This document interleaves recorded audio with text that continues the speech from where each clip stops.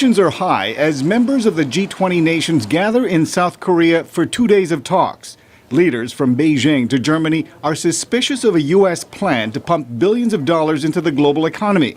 Critics say the Federal Reserve policy, known as quantitative easing, will flood the world with cheap dollars, driving up the value of other currencies.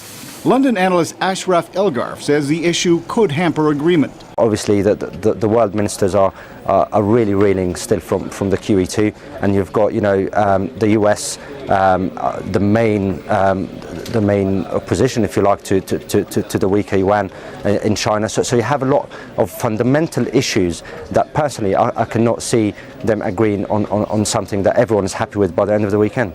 On the other hand, economist Colin Bradford at the Center for International Governance Innovation says disagreements are good if they force nations to dig deeper for solutions. A lot of people are suggesting that because of the conflicts, and this is somehow supposed to be about coordination, that the G20 is going to fail. I mean, I think quite the contrary. It's already a success because everybody's had to face each other, the realities of each other's domestic policies and politics.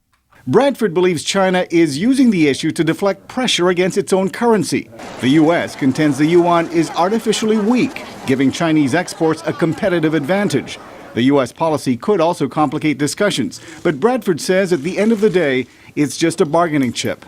That leaders, when they're in the same room together and dealing with each other, tend to be more polite, I think, and deferential, and sort of try to take a high road, whereas the more expert ministers can fight over the details.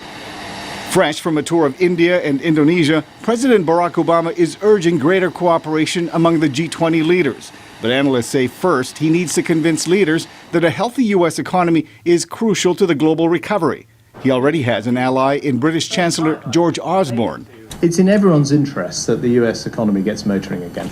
I mean, that is something that is of enormous importance to Asia. It's of enormous importance to Europe as well. Although the dispute over U.S. policy has garnered the most media attention, analysts believe the two-day meeting is likely to produce agreement on many fronts, including a pledge to avoid protectionism and a basic framework to ensure balanced growth.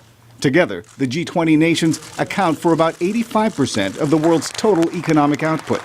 Arcega, VOA News.